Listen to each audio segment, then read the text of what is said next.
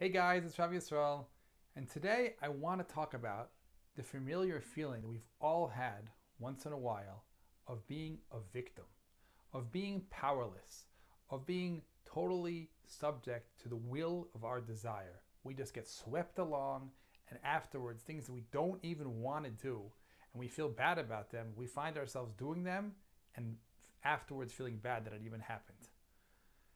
This is actually a really horrible feeling, as anybody knows, because we feel there's something deeply wrong. It's not supposed to be this way. I'm supposed to be in control of myself, and I'm just not.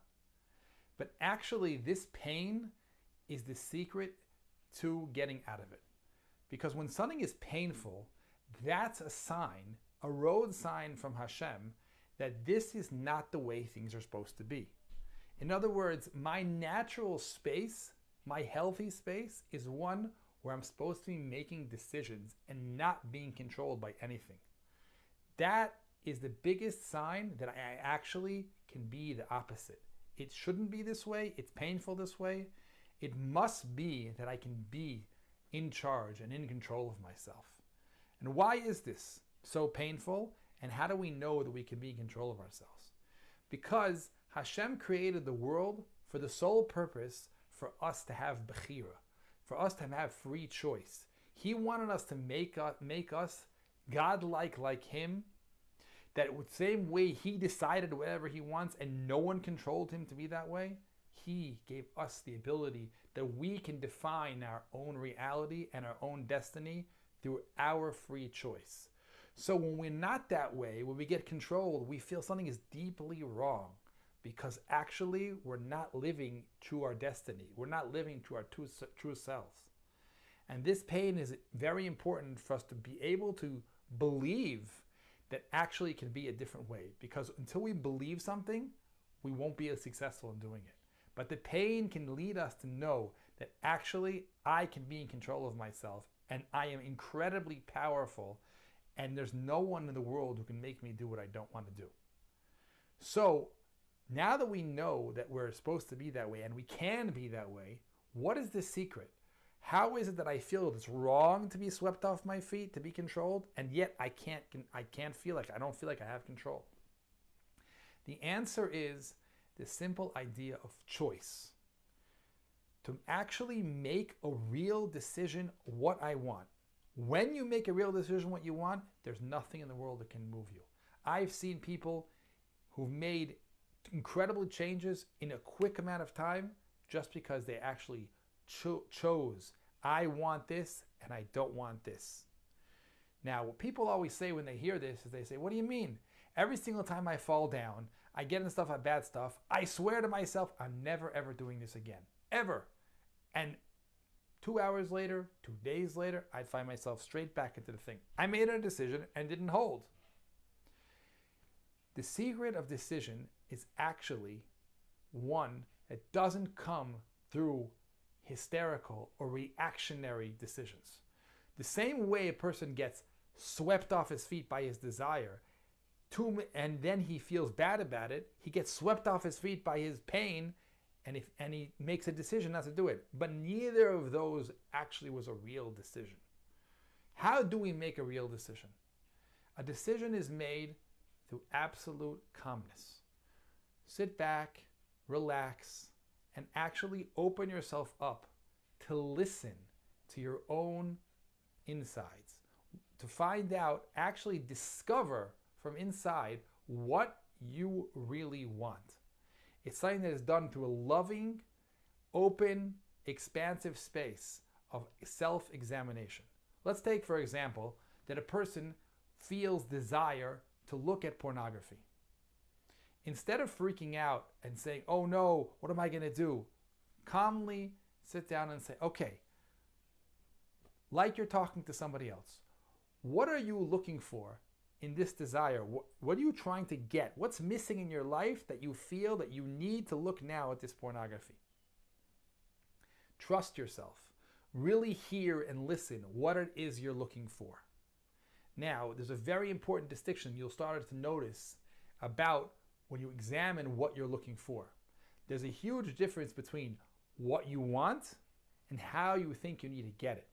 Let's take, for example, everybody in this world needs to be respected. It's a basic human, holy need.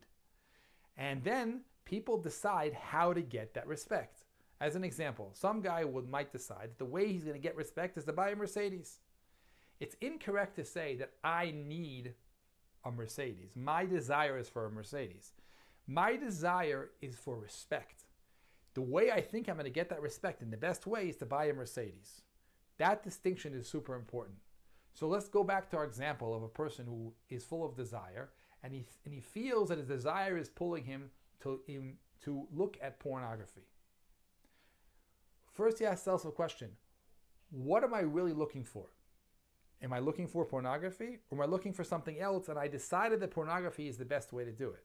Well, if when I finish looking at the porn, I don't feel great, I don't feel satisfied, I feel something is missing, that's a pretty clear sign that it isn't exactly looking at the pornography that I want.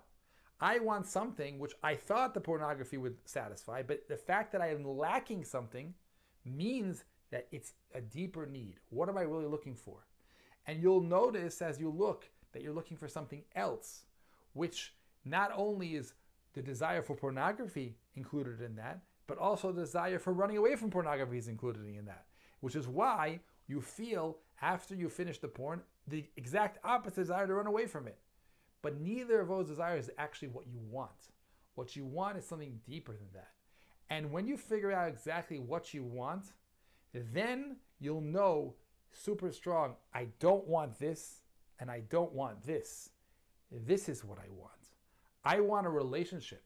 I want a relationship that fills me, that it's a real relationship, that I can love and give and receive. That's what I'm really looking for. The second that the person comes to clarity of what he wants, there's no one can control him. At that point, it'll be like a person who wants to do something and there's some harassing desire coming and trying to force him to do what he doesn't want to do. It isn't that the pull won't be there, but the pull will be feeling like it's going against your grade. It's trying to make you take control of your body. And then you have the incredible opportunity to kick butt. Because when you are forced or someone trying to control you, it's a natural reaction to say, get out of my life. I don't want you. I know what I want. Don't go away from me. Don't have control. And that's what the Chazal, that's what the rabbis mean when they say, Eizehu Gibor HaKovesh Es Yitzro. Who is a strong person? A person who conquers his Yetzer. It doesn't mean you're not strong when there's a fight and you withdraw and say, I'm not going to do it, I'm not going to do it. That's a fight.